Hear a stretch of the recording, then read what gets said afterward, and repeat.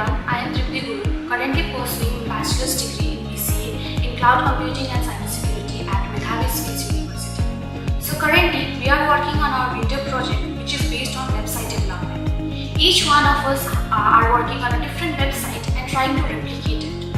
Although we have learned website development in our previous semester, but this is the practical implementation of what we have learned so far.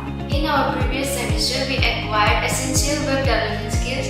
Now our winter project provides us a fresh chance to apply and integrate this knowledge. By combining tools and coding techniques, we are gaining deeper understanding and becoming industry ready.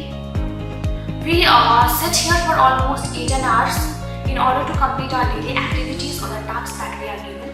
So this again feels like a working environment, which is again a very new experience for us.